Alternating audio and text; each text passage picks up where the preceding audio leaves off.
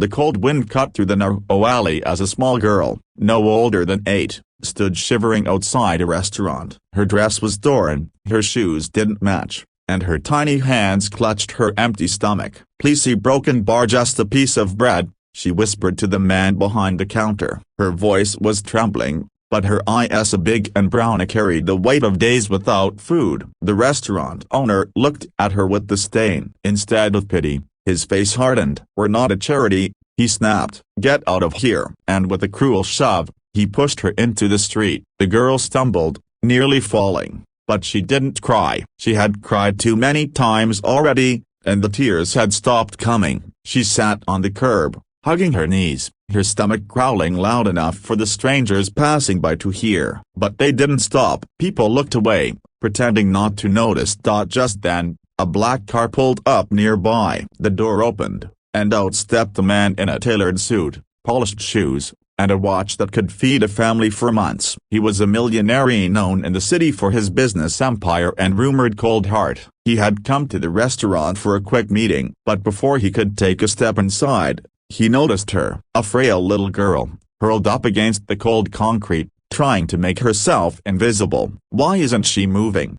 he muttered to his driver. "She's just a beggar, sir. Happens all the time." The driver replied casually, but something in the millionaire's chest tightened. He had seen poverty before, but this was different. This was a child. The millionaire approached her slowly. "Little Onia broken bar, why are you sitting here?" The girl raised her head, startled. Her lips trembled as she tried to speak. "Yeah, broken bar, I just wanted food, but they pushed me out." She pointed to the restaurant door. The man glanced inside and saw the owner pretending to be busy, deliberately avoiding his gaze. Something snapped inside him. "Come with me," he said firmly. The girl hesitated. People had lied to her before, made promises, then turned their backs. But there was something steady in his voice, something she hadn't felt in a long time. Be a safety.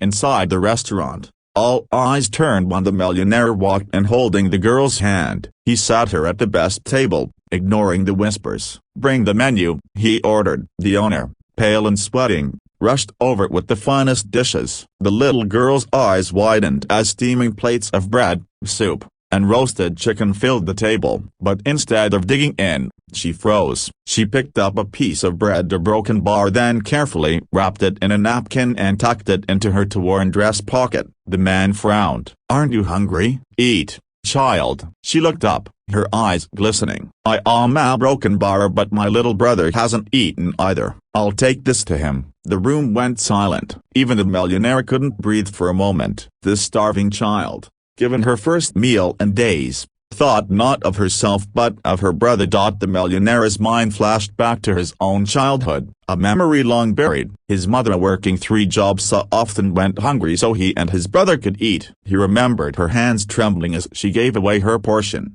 pretending she wasn't hungry. He had worked his whole life to escape that poverty, but in the process, he had built walls around his heart. He had forgotten what it felt like to truly see someone, until now. The little girl wasn't just hungry, she was hope, resilience, sacrifice.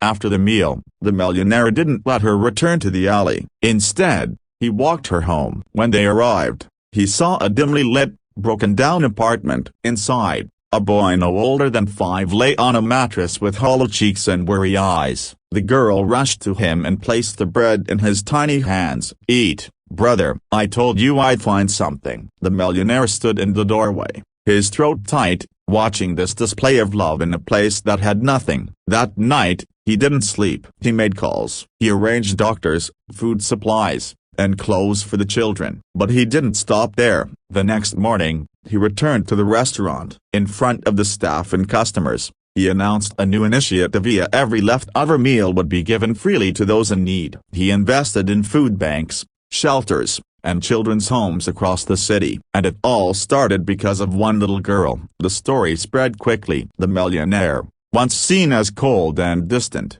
became known for his generosity. His wealth built skyscrapers before you, but now, it built hope. Months later, the little girl and her brother sat in school uniforms, backpacks on their shoulders, laughing as they ran toward their classroom. The millionaire stood at a distance, watching with a smile. He had once believed success was measured in profits and power. But that day, a starving girl taught him the truth. Real wealth is measured in kindness and the lives you change with it.